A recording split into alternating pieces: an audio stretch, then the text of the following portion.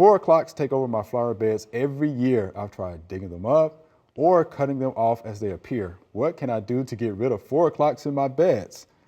This is Janetta from Memphis, Tennessee. You know about those 4 o'clocks, don't you? Yes, They are pretty though. They are pretty. God, they're pretty though. But Yeah. after a while, you get tired of them and you want something else. Okay. But by that time, you probably have a good seed bank in the ground. I'm sure. Yeah. And that's probably what she's dealing with right now. And you know, I've pulled them, and sometimes those tap roots of those are pretty, you know, substantial. So you don't always get the whole root out of the ground.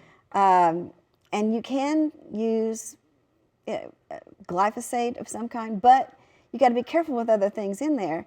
So you might want to do some kind of wipe technique, or be very careful when you're spraying it. But see, I like the sponge, and I know people have different techniques, but I like the little sponge with the, you know, wear your rubber gloves and sponge some Roundup and glyphosate on there, and then just touch the leaves. I like that method.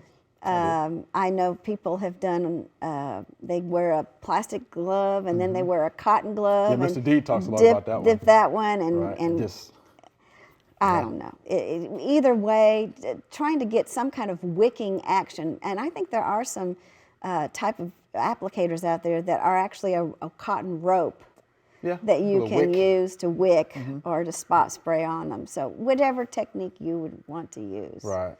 But that might be what you have to do, because the tap roots of those 4 o'clocks are pretty deep and they will regenerate. But the more carbohydrates of the roots you get out of the ground, and the leaves you take off the surface, the less that there will be in the next time. Right, right. So at the end of the day, it's going to be a lot of work, It's going to be work. And if you're going to use a chemical, it needs to be a broadleaf weed killer, or it could be glyphosate. Yeah. Right. So just read and follow the label on that. You should be fine. Yeah. But do be careful. Hope you enjoyed the video. We would love to get more questions from you. So be sure to leave us some comments.